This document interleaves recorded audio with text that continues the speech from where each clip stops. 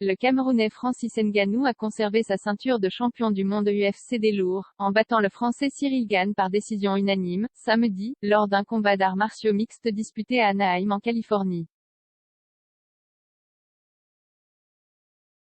C'est au bout des 5 reprises, très serré, certainement moins spectaculaire qu'espéré par les fans, que Ngannou s'est imposé, ajoutant une 17e victoire à son palmarès, 3 défaites, et infligeant à Gane son premier revers en 11 combats.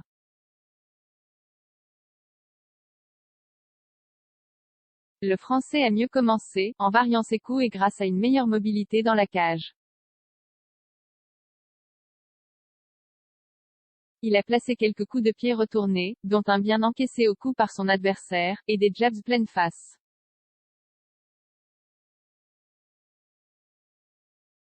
Le contre spectaculaire de Ngannou, contrarié de se sentir un peu à la traîne au point, a trouvé la solution dans le 3e round, dans un registre qui n'est pas forcément le sien, la prise au sol.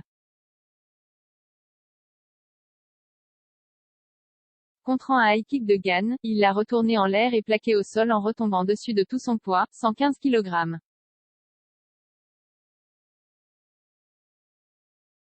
Assurément l'image de ce combat, aux yeux du public et certainement des juges.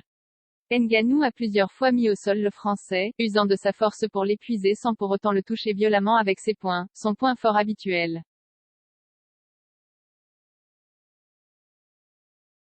Gane a tenté de le contrer d'une clé de bras au 4e round mais elle n'a pas tenu assez longtemps. Dans la dernière reprise, les deux combattants ont plus souvent été allongés au sol que debout, l'un prenant le dessus sur l'autre à tour de rôle, jusqu'à l'épuisement de chacun et des dernières secondes. Ngannou a ainsi mieux fini, récompensé par un score de 48-47, 48-47, 49-46, sous les yeux de Gane, qui avait compris sa défaite à la sirène. La puissance du Predator a ainsi fait la différence face à la technique de « bon gamin », présumé plus fort sur ce point.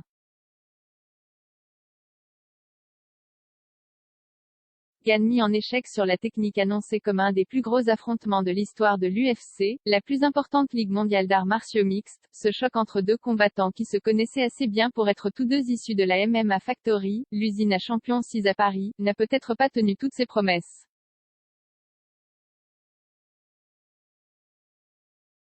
Mais au final, 10 mois après s'être emparé de la ceinture de champion du monde aux dépens de l'américain Stipe Miocic alors mis KO sans ménagement sous ses coups de poing, Ngannou a prouvé qu'il reste à 35 ans le meilleur pugiliste actuel dans sa catégorie de poids. Pour Gane, 31 ans, la montagne était trop haute à franchir mais l'avenir appartient à celui qui n'a débuté qu'en 2018 dans le MMA.